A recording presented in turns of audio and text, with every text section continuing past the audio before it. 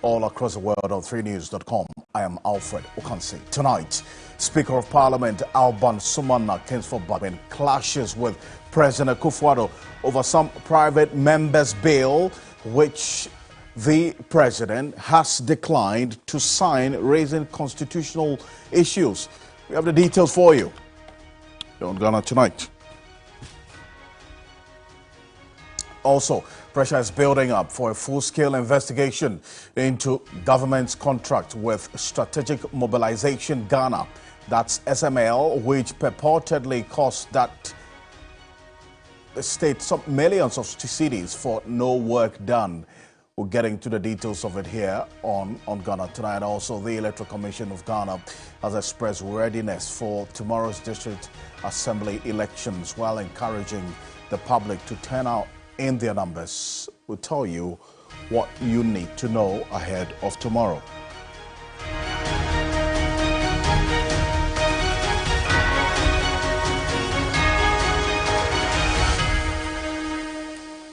We have this and more, including some issues of examination irregularities identified in the 2023 West African Senior School Certificate Examination. That's WASSCE.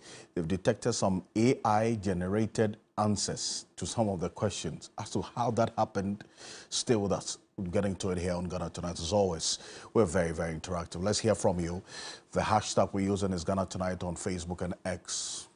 Let's get talking, as always.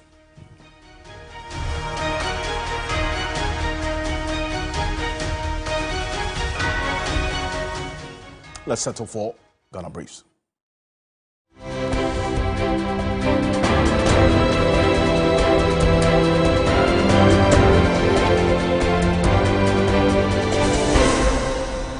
The Speaker of Parliament, Alban Bagbeng, is on a collision with President Akufo-Addo over the legality of some bills the President has refused to sign into law. The President on Monday provided justification to Parliament as to why he cannot assent the Criminal Offences Amendment Bill, that is the Anti-Witchcraft Bill, and two others, citing constitutional breaches. The Speaker, however, says the President's view on the matter is wrong. The President has got it tragically wrong. Tragically wrong. And I will submit in the form of a statement under Article 53 my position in this matter. The minority in Parliament says it will trigger processes for a full-scale probe into government contract with Strategic Mobilization Ghana Limited. According to the group, government must cancel the revenue assurance contract over allegations of being fraudulent. I would advise that immediately that contract is suspended pending the parliamentary investigation. When we go into it, we will find out that indeed all those allegations are true. We would ensure that this contract is abrogated because it doesn't serve the interest of this republic. The Electoral Commission has assured of a smooth conduct of the district-level elections. The Commission, at a media briefing, encouraged eligible voters to fully participate in the polls to improve turnout. All our election materials and equipment required for the district-level elections have been procured in sufficient quantities. Ballot papers for the DLE have also been printed and dispatched to the various regions and districts under police escort. Flag bearer of the National Democratic Congress, John Mahama, has assured chiefs in the western coast of ensuring they receive value for their years of sacrifice for the country and mineral deposits. John Mahama made the promise while on tour in the western region, soliciting for views on making his administration a people-centered one. I understand why Nana is pleased when we take into account the minerals and resources the western region presents. It should be developed beyond this year. When we were in power, we gave managerial and governance positions to a lot of people who came from the Western region. When NDC comes to power again, it will work together with the chiefs and like-minded people. Some traders at the racecourse market in Kumasi are traumatized after fire destroyed their shops. The Monday morning incident has severely impacted the livelihoods of nearly 70 traders who trade in various goods. Our leadership do not think about our welfare. Everybody here does whatever she likes in the market. Some have turned the area to cooking spots, even though others sell combustible materials close by. The lawlessness here is too much.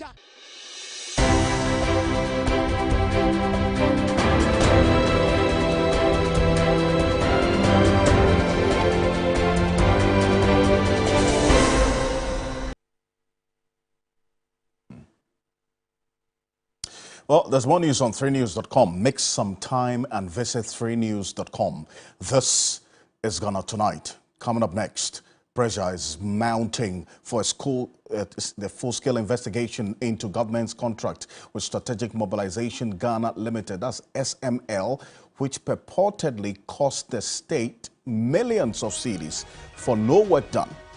Now, we go into it because there's some interesting detail in there that is generating a lot of conversation as to exactly when this happened and what has to be done going forward. In fact, I'm just going to show you excerpts of this documentary that investigative journalist Manasseh Azure-Awone was the editor-in-chief of the Fourth Estate, together with his two colleagues, as Evans, as Aziamo Mensah and Adjoa Adobia Owusu, put this together.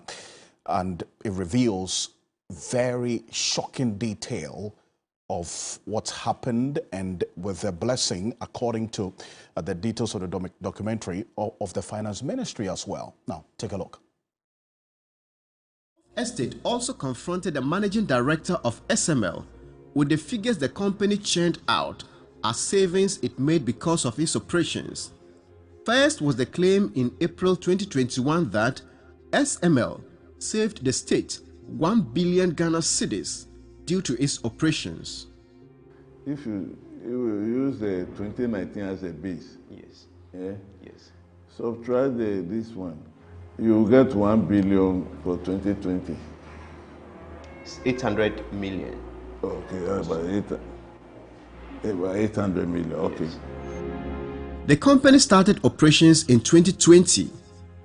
From the revenue figures we obtained from the GRA, the difference in the total revenue from the downstream petroleum sector between 2019 and 2020 is 800 million cedis.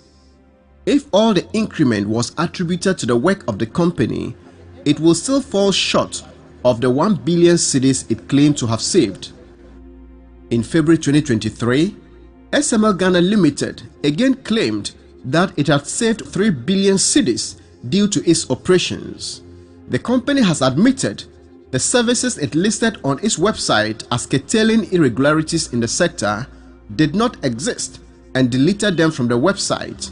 Even if SML was carrying out those services and all the incremental revenue within the period of its operations was credited to the company's efforts, the amount would be 2.4 billion cedis and not 3 billion cedis as it claimed to have saved. When we put these figures to the managing director, he made a shocking admission. That's why that 3 billion, I'm not. That's why I told you from the beginning. I said I don't know about this 3 billion. We cannot say your intervention saved 3 billion. No, I said 3 billion. I'm not. I've told you that I'm not aware, because when we were told about the publication, we even called the. As we speak this morning, it's still on your website. Yeah, that's what I'm saying. In fact, to be honest, I don't even know website matter. So that's the managing director of this company that we're talking about now, that is in focus, and that has just generated a lot of questions as to how this Strategic Mobilization Ghana Limited got this contract in the first place, and the decision to even expand the scope of the contract for that matter. Now, I'm going to tell you a bit more about the man you just saw talking about the website matter and could even justify the 3 billion cedis is said to have saved this country through their work, Christian Tetesoti. I'll tell you about him shortly, because as to the positions he's occupied between 2005 to date, and he being the managing director of this company, will tie a few things together, and it's going to make sense, give you a true picture of how things are playing out. But one of the investigative journalists who worked on this story, that's the editor-in-chief of the Fourth Estate, Manasseh Azure-Awoni, he's been giving more context to the issues captured in this documentary. Take a look. It remains a mystery why this company was engaged, when in all of this, nobody can point to any of the specific problems that were identified in the sector before SML came on board, namely diversion, dilution, underreporting, and even with companies selling petroleum products and absconding with taxes and then revenues. Every barrel of petroleum product Ghana produces, this company makes $0.75 per barrel. And in the gold mining sector, it will be entitled to 0.75% of gold production in the country. And if you do the math, we are looking at about $50 million a year.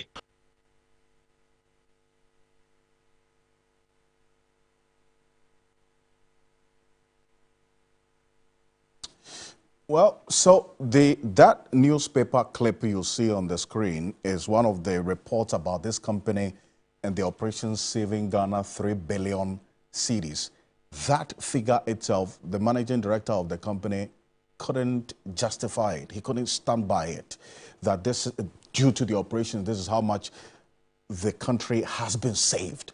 Now, it begs a lot more questions as to how the due diligence was done, number one, and the terms of engagement, and on what basis did the finance ministry think it wise to even expand the scope of operations of this particular company?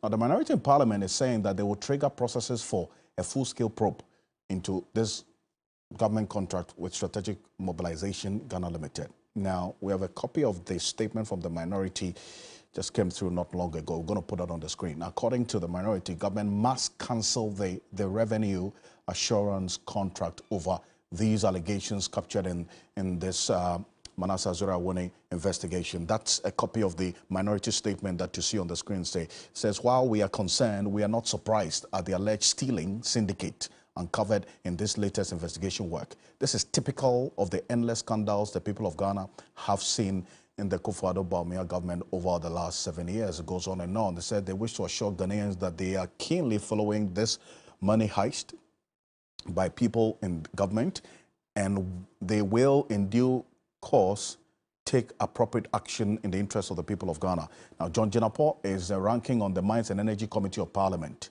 and he put some words to the details of this statement. Take a look. I would advise that immediately that contract is suspended pending the parliamentary investigation. And when we go into it, we will find out that indeed all those allegations are true. We would ensure that this contract is abrogated because it doesn't serve the interest of this republic. Well, so that's John Jinapor there, but stay with me, because according to the Fourth Estate's further publication, there's some detail about the managing director of this company, Christian Tetesoti, and we'll get into it. But private legal practitioner is the convener of the Kumi Preko Reloaded demonstration, Martin Pebu, is joining us. Counsel, good evening. Thank you for joining us here on Ghana Tonight. Another financial scandal uncovered. I mean, this Strategic Mobilization Ghana Limited deal, the minority described this as, quote, a rip-off and a burden on the taxpayer designed to enrich greedy politicians. I mean, you share in this? Yeah, so, Mr. Ocansey, beggars believe that for a finance minister who in opposition rode a high moral horse and accused NDC of corruption, today he's superintending over the same corruption, if not even worse. That is what really beggars belief. I mean, when I listened to the documentary this morning on radio, I was like, oh, Ufuriata, is that how low he sank? And to be specific, the first question is this.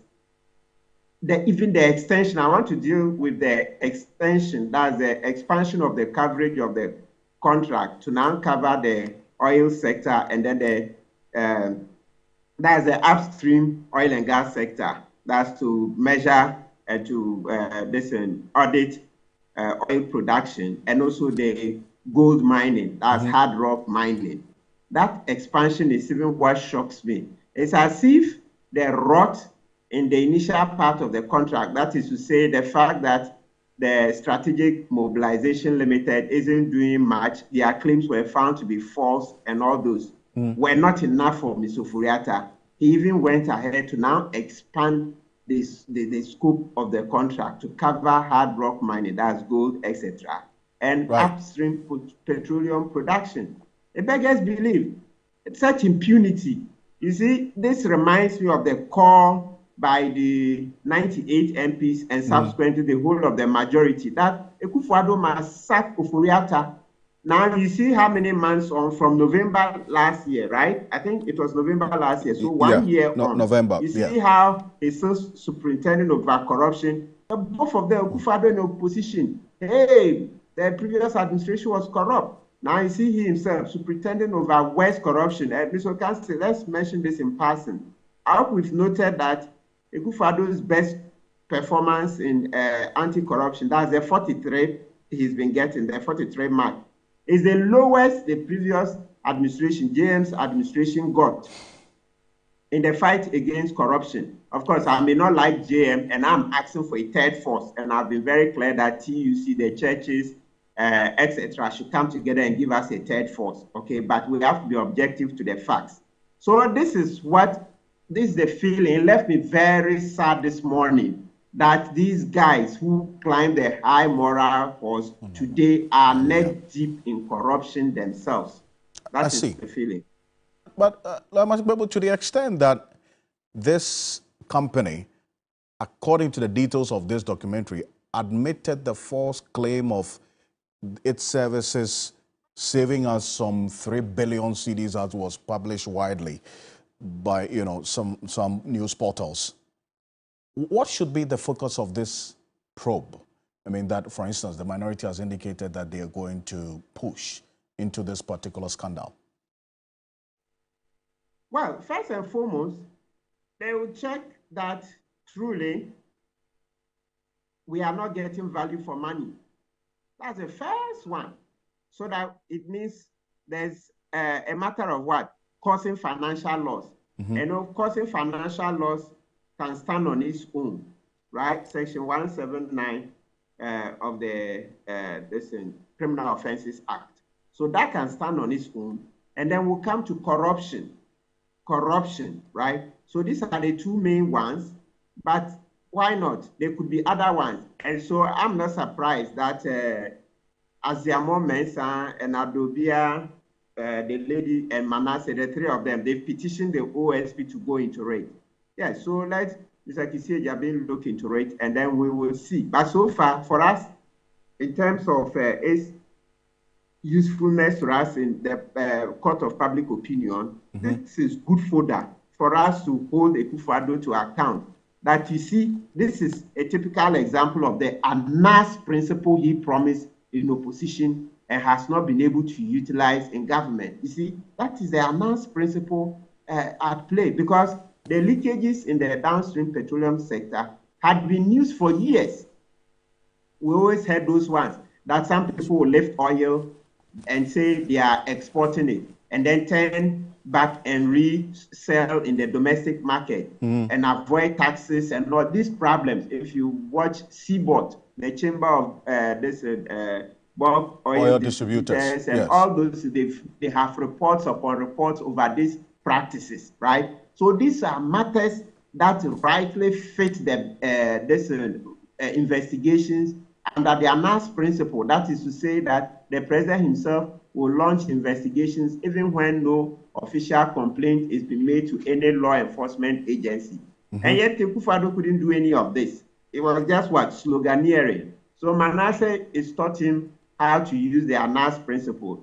We just so that this time he will not interfere to clear any person ahead of the investigations. And I'm looking at more of the details of what Manasseh has put out through this publication. Now, I talked about the managing director of this company, this SML, and this is what the further details that Manasseh Azure-Awone put out on Christian Soti, who is the company's managing director. Take a look at this. Based on at least the angles that and the linkages that this person has over the period from 2005 to date. This is what the Fourth Estate put out in terms of the information that they have about the managing director. That's Christian Soti, who's the managing director of this company that we're talking about. And he was one-time technical advisor to the Commissioner General of the Ghana Revenue Authority. That's the managing director of the company. Also, between 2005 and 2009, he was a Controller and Accountant General of the Republic of Ghana between 2005 and 2009. Apart from that, as we speak, he is a board member of the Internal Audit Agency.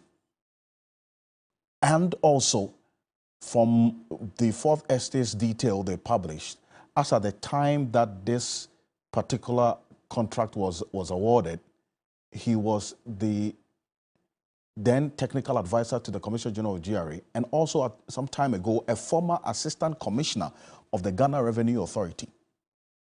So it raises fundamental questions about the individual that this company actually chose to appoint as its managing director, and then also the record of the managing director, especially in public service and the institutions involved.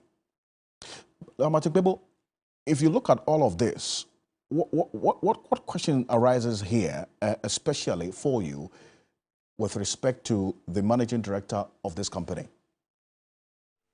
Yes, it raises questions of conflict of interest, right?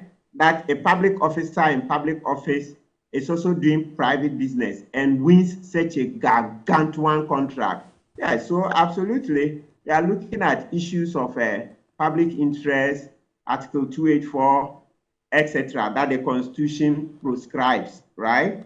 Yes, so all those things will be up for investigation. So perhaps another note for the OSP, and of course, we know the mandate of the OSP to be limited to corruption and corruption-related offenses. So the petitioners may well also take the matter of the conflict of interest to SHRAD, because SHRAD is the one that investigates that. Yes. So you look at Article 284, and let me read briefly. It says that a public officer shall not put himself in a position where his personal interest conflicts or is likely to conflict with the performance of the function of his office. So let's note here that here, even the optics itself is prescribed. So it's not only actual conflict of interest, but even when it is likely. So let's go over that side of it. It says that a public officer shall not put himself in a position where his personal interest conflicts or is likely to conflict. There is likely to conflict part. That's what sometimes you hear in English we call the Caesar's wife's test. Caesar's wife's test. So the optics don't do anything that will give that semblance of it. Right. Or that will create potentially. So you hear it directly, potentially. No. Don't even do it apparently. No semblance of corruption. So, conflict of interest. No semblance of it. Don't do anything that is likely not even the actual one. So once he was he was an advisor to the GRA commissioner, he shouldn't, Mr. Soti shouldn't be involved in any this search contract at all, because it's not allowed. His personal interest conflicting with his what do you call it, private ones. You see the point. So Caesar's wife test, the meaning of it, Julius Caesar famously divorced his wife because she had acted in a way that even allowed rumors to spread that she had slept with Caesar's friend. So even for not conducting herself in such a way to take herself from such rumors, Caesar divorced her. So that is what we call the Caesar's wife's test. Caesar's wife's test. Don't even do anything that will give opportunity to create any semblance of conflict of interest. So that side is there. Just stay above board. Anyway. So that is it. By all means, the petitioner should consider taking that one to Shraj. Right. Because OSP will not be dealing with conflict of interest. Okay. And a very important point there. So then now we do know that the special prosecutor has been petitioned on this matter. He's acknowledged receipt of that and also going to initiate steps into investigating this. We know Parliament's interest as well. Now you are recommending that the petitioner should also go to Shraj on this matter of conflict of interest, specifically about the managing director of this company, Christian Soti. I thank you so much for joining us, Martin Pebo, private legal practitioner. Appreciate your time. And this is Ghana Tonight. And this issue is unfolding thick and fast, and we're following it every step of the way. Coming up next, Speaker of Parliament Alban Bagbin clashes with President Akufo-Addo over some private members' bills, which the president has declined to sign, raising constitutional issues. We have the full details for you as to how things played out earlier today in Parliament. So we're getting to it now, specifically where the Speaker of Parliament, Alban Bagbin, is on a collision path with President Akufo-Addo over the legality of some bills that the president has failed to sign into law. The president earlier today provided justification to Parliament, as to why he cannot assent to some 3 bills, which I'll show you shortly on the screen, citing constitutional breaches. Now, but the Speaker of Parliament strongly disagreed with the president's view earlier today in Parliament. Take a look. Criminalize the activities of witch doctors or witch finders entails substantial financial obligations on the Consolidated Fund and other public funds of Ghana due to the projected costs related to imprisonment, sustenance, and healthcare for those who will be convicted under the bills when they become law. Therefore, in light of this significant fiscal impact, these bills should not have been introduced without prior fiscal impact analysis, nor without my initiation or on my behalf. The absence of such an analysis precludes these bills from being properly classified as private members' bills.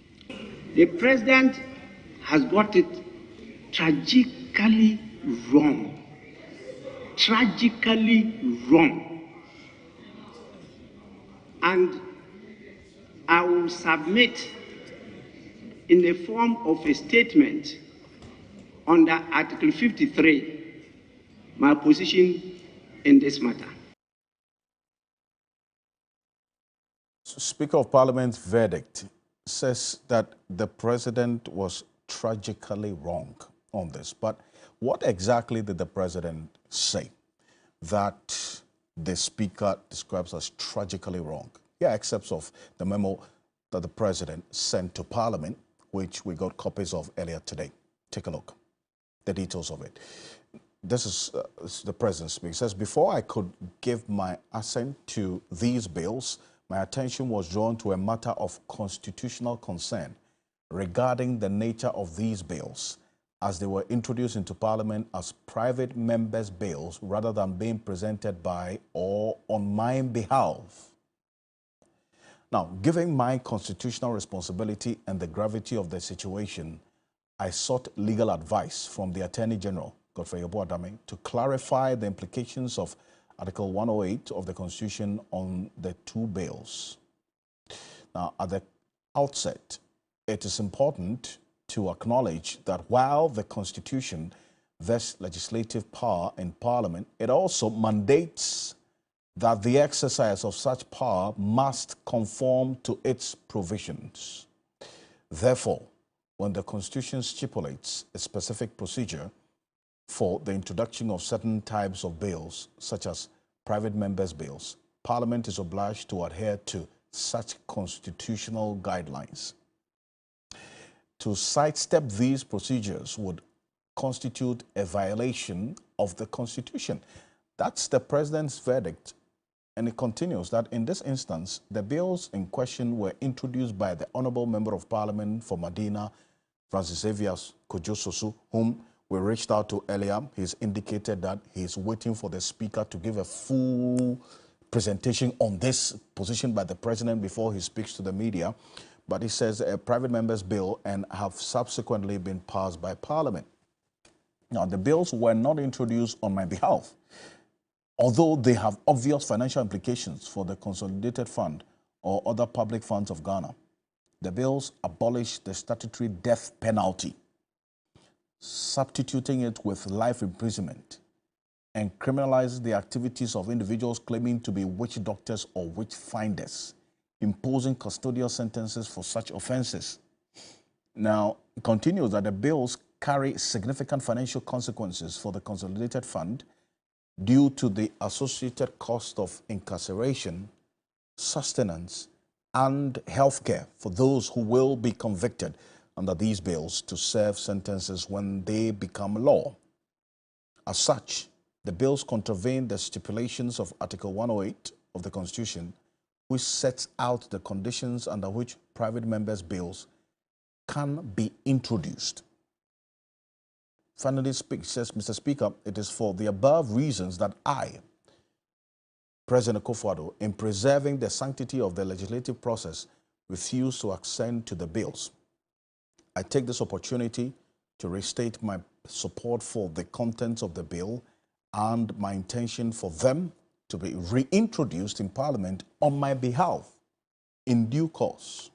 So it is essentially the President saying the mode of introduction of these two bills being or through a private member or the private member's motion route is what the President says it's at variance with the constitutional provision of Article 108. Well, Francis Xavier Sosu has indicated that he is waiting for the Speaker's verdict on this matter before he's going to speak to it as well. But as you've heard, the Speaker of Parliament initially make the point that the President got it tragically wrong. Wait for the coming days, the Speaker's full brief on this matter here on Ghana Tonight. But coming up next, artificial intelligence generated answers have been found as part of examination irregularities that characterize the 2023 West Africa Senior School Certificate Examination. We are the experts joining us on this as well as the overall performance this year. That is the issue on the table here on Ghana Tonight. But I'm going to give you a fair idea of how really the picture looks like as per the details of the publication by the West African Examinations Council, the WAEC, about the results shortly. It's going to be on the screen, but Dr. Peter Anti is going to be joining us shortly. He is the Executive Director of the Institute for Education Studies, IFS, on this. But what, at least based on the earlier publications by the West African Examinations Council, this is it. This is the core subjects results. And that's what you have the likes of Kofi Asari of the Africa Education Watch describing it as the best so far. within the period under review. But then again, there's a story in there which we're going to be looking at shortly. It says English language 2020, the pass rate for 57.34, 2021 declined to 54, 2022 up to 60, and now we're talking about 73.11%. Mathematics from 65.71 in 2020 now went up to, it's been declining between 2021 and went inched up a bit to 61, and then now 62.23. Integrated science 52.53%, inched up to 65.7%, and now we're talking about 66.82%. Then in social studies, 64.3% in 2020, and it's been on the ascendancy over the period from 2021. Now 2023, we're talking about 76.76%. That's how the core subjects look like.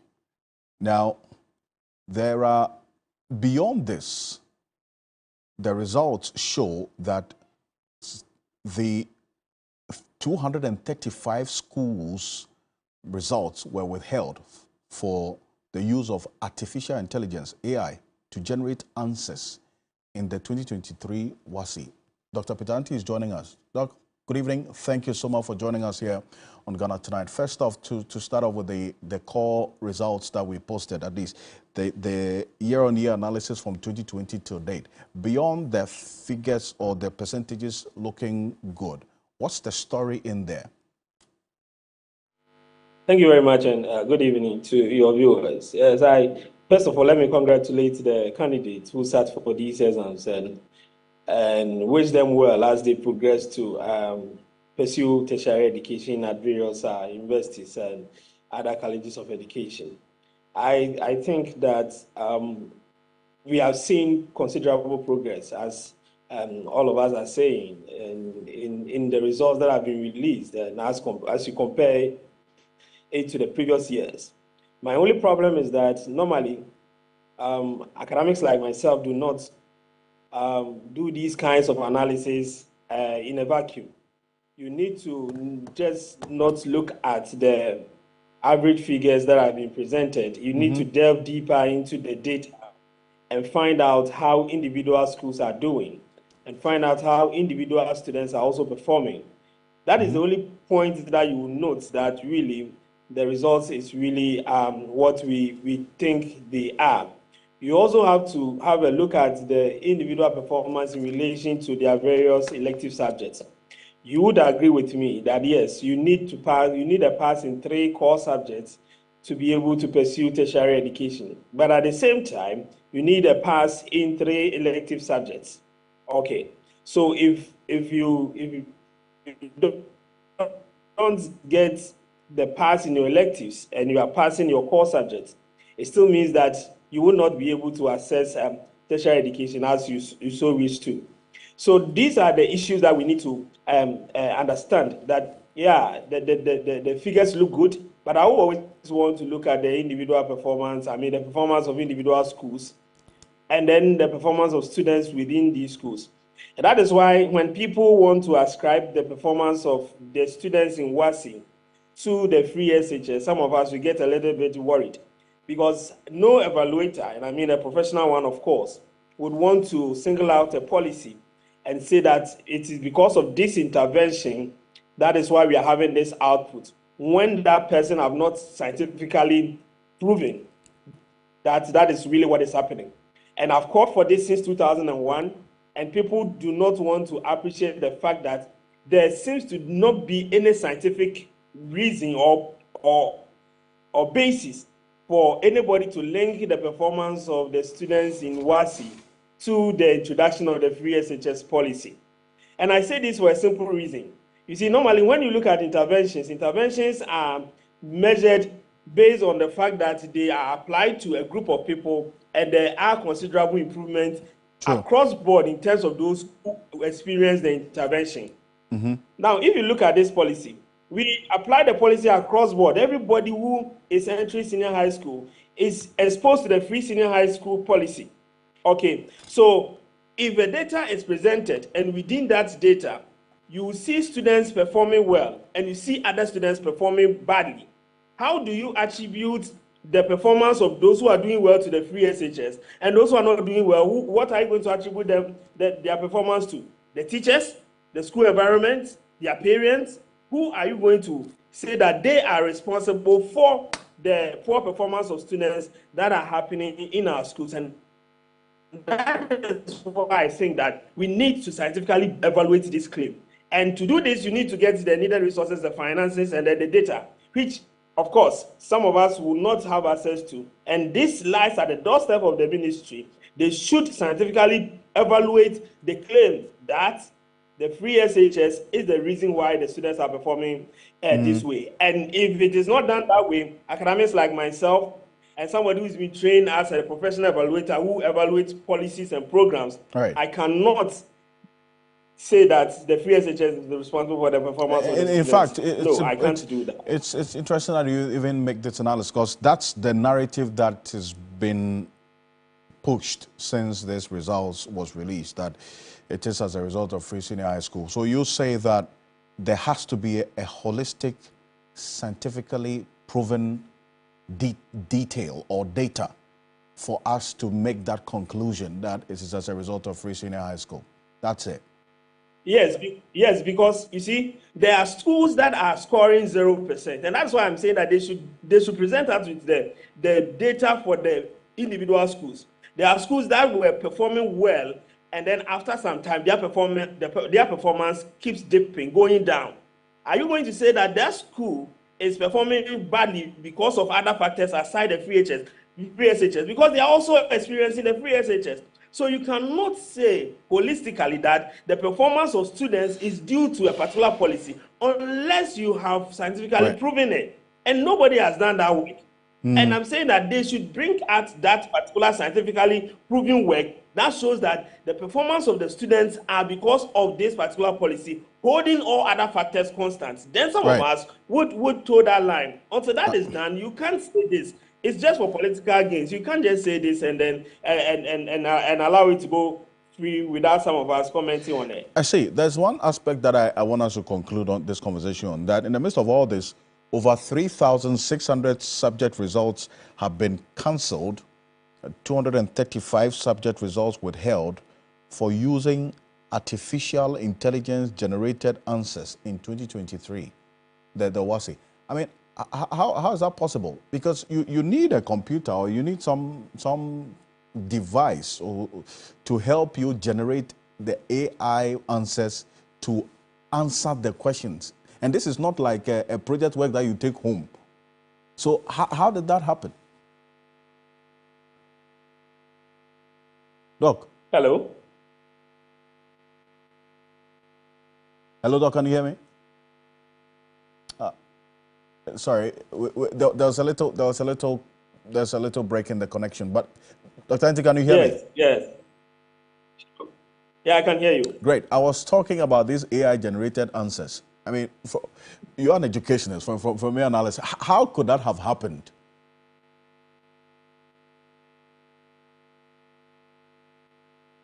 Hello?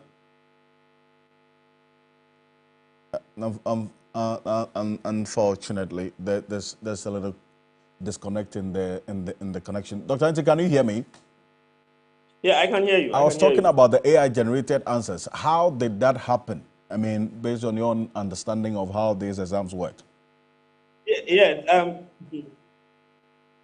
interesting, and this is what I'm thinking. I think that those who went to the exams room with their their mobile phones, it is assumed that they typed the questions on the mobile phone using ChatGPT or any AI platform, and then they had answers being generated, and they copied it onto the answer booklet. But this is where it becomes strange, because you have invigilators in there. So what time did they use to type the questions? Sometimes these questions are a little bit a lot. So what time did they use to type the question? for it to generate, and then they look on the phone and then they will be writing. It's something that is strange to me, and I think that the WAEC should come again. They should explain into detail what they mean by people responses looks like they have been generated by artificial intelligence. I think that is something that they should come clear on.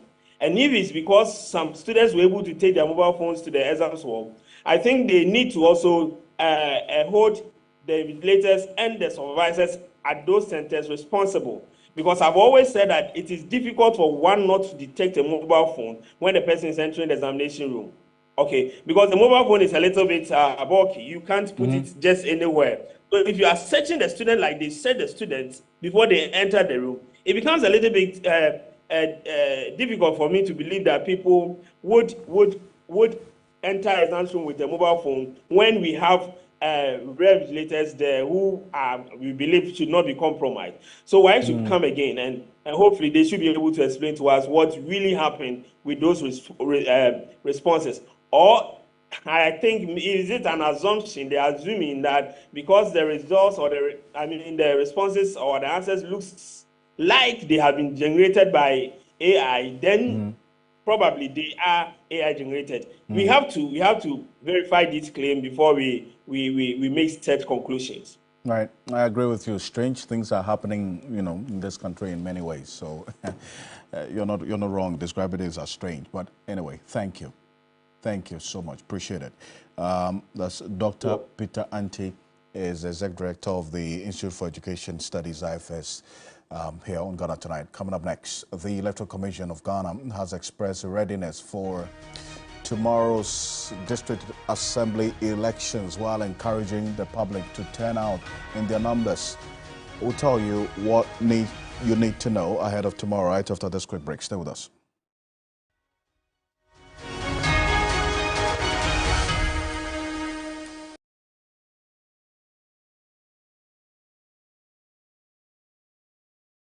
Now it's Christmas time. Spruce up your home for the holidays with our stunning collection of furniture at incredible prices. From cozy sofas to elegant dining sets, find the perfect pieces to create a warm and inviting space for your festive gatherings. Don't miss out on these merry deals. Elevate your home and celebrate the season in style with our Christmas furniture sale.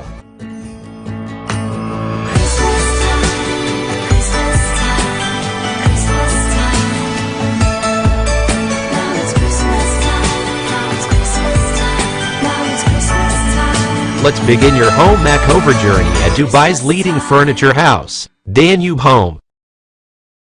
Have you been to Aqua Safari lately? Let me share my experience with you at the new Aqua Safari Resort.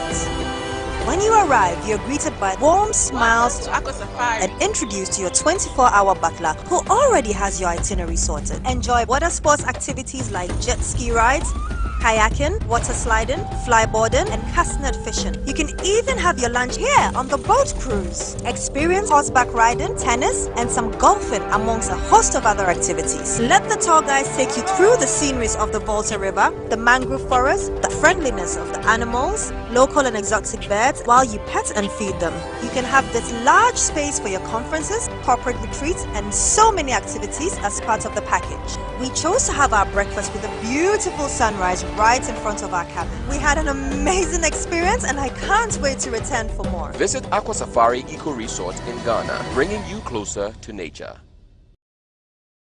Everybody knows Acrobato.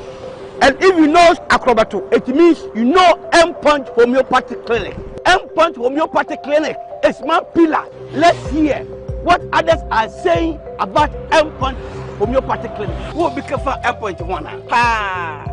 Chese na me ankasa me period na se problems wom ntina ma wo ho idea ma me papa chese na nya asem ketewa na me coin point no mo hwe me modem no mo hwe bibia na so mo medu me fire no ene ma won kra me enu foforo kwa na mkwan mu a eba and everything yourself me ma me no adwodwo eda ho a wontumi nante ene ne ko end point o mama nura ene ne ho idea watimi asori anante. That's end point for you of Acrobato. Hello hey o hwe what che okay a free bra wo di end point what dance am me call you no me do so say my name koye and pass one my emre nyina and imagine sabema na me no be fear for there the one dey nyina jaresa. You heard everything. I have secret. M-Punch is my secret. M-Punch homeopathy clinic. I'm free.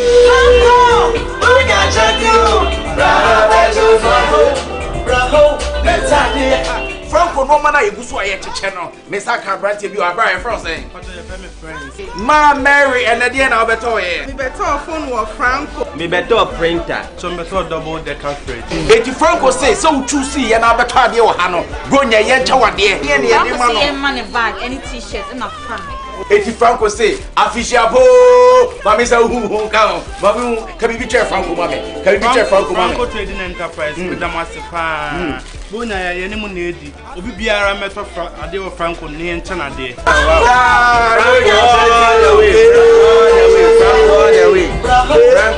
Chartered Institute of Realtors presents the biggest property festival set to hit Ghana this December. It's the Ghana Diaspora Property Festival, an event designed to promote investment in the Ghanaian real estate market. The date is 22nd and 23rd of December. The venue, Accra International Conference Center. The time is 9 a.m. to 5 p.m. daily. Oh yes, come with your family and friends and interact with a diverse array of exhibitors, including local and international property developers, construction firms, construction equipment manufacturers, suppliers, sanitary ware companies, home appliances, and decor firms, among others. The side attractions for this event include the kids' playground, art exhibitions, and many more. To register for this event, call 0302-792-589 or 0273-300-075, or you can email us at GhanaDiasporaPropertyFestival.com or sign up on eventbrite.com for more information. This event is open to all. Serene,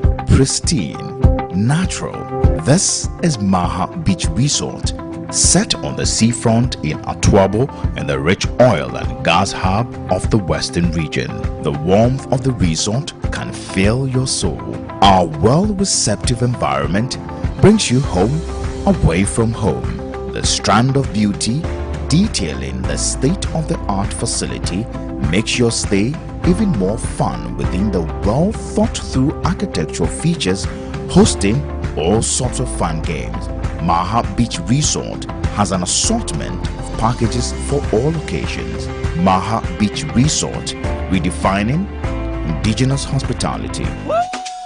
Let's go! Get ready for Ghana's biggest comedy night, Romano's Incomplete 5, the AVV experience. Asama, we were talking about your penalty, no? And today, I know with you. Featuring Foster Roman, others on the bill, Lexi the Comic, Putogo, Chemical, Jeffrey Naughty. Rate is 150 Ghana cedis regular and 250 Ghana cedis VIP. Each ticket comes with a 5 kg of AVV rice. Dial *71 3*33*05# to purchase that ticket. Time is 7 p.m. sharp at the National Theatre on Friday, 22nd December. Proudly supported by AVV Rice, GH Schools, Ebony Condoms, Onga, GT Travel Consult, and Mega 6 Lotto. Call 026-139-1099 for further inquiries. Romano's Incomplete 5, the AVV experience. See you. Now it's Christmas time. Spruce up your home for the holidays with our stunning collection of furniture at incredible prices. From cozy sofas to elegant dining sets, find the perfect pieces to create a warm and inviting space for your festive gatherings. Don't miss out on these merry deals. Elevate your home and celebrate the season in style with our Christmas furniture sale.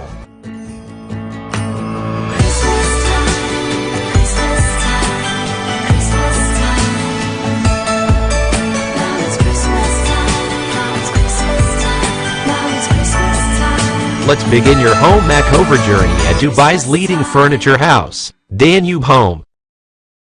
The canker of teenage pregnancy remains a threat to girls' education and empowerment. In fishing communities, poverty exposes vulnerable girls to predators who use fish as bait to attract teenage girls.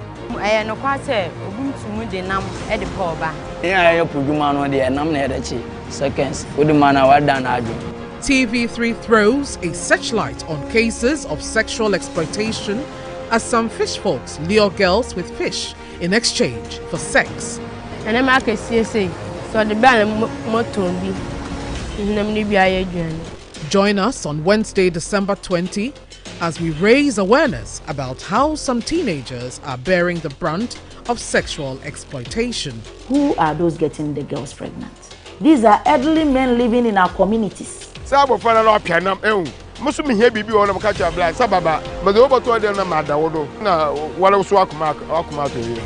This documentary is funded by the US aid from the American people. Book a date on Wednesday, December 20 at 9 p.m.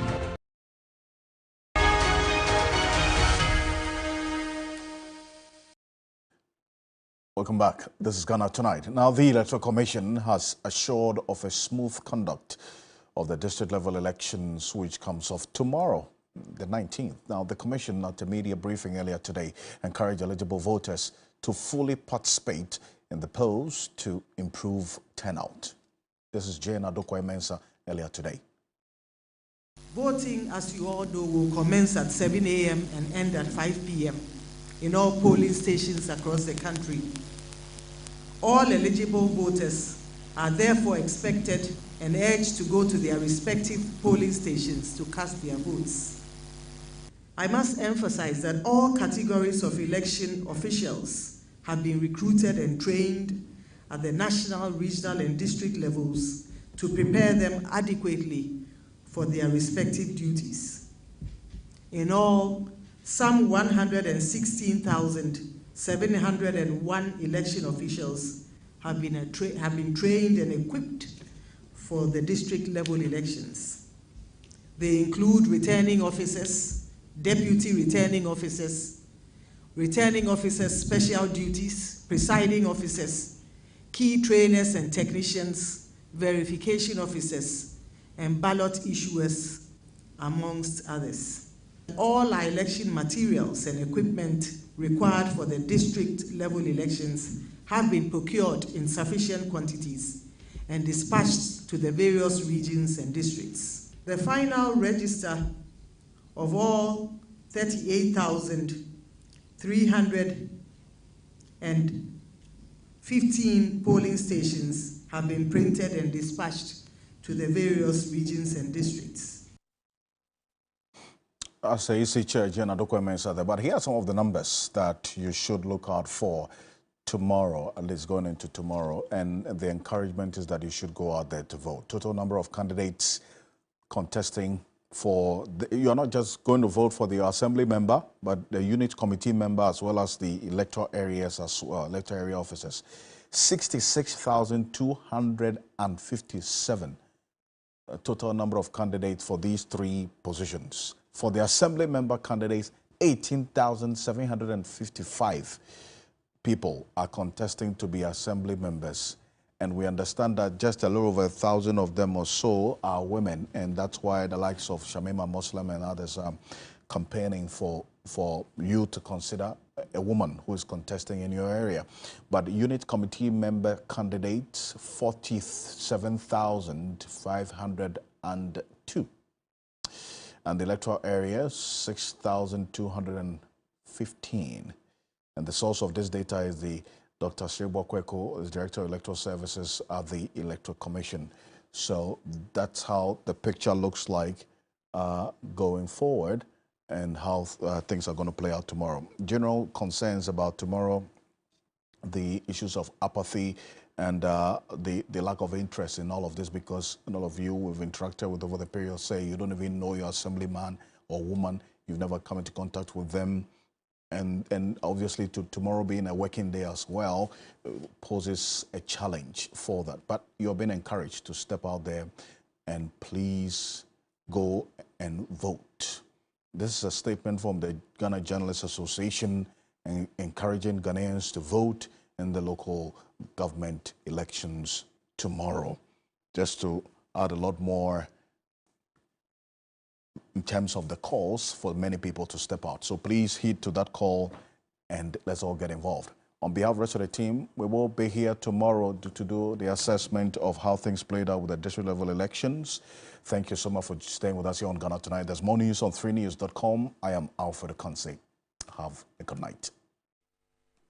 Ghana Tonight is brought to you by Flamingo Paint. Superior durability, superior hiding, superior coverage, simply superior.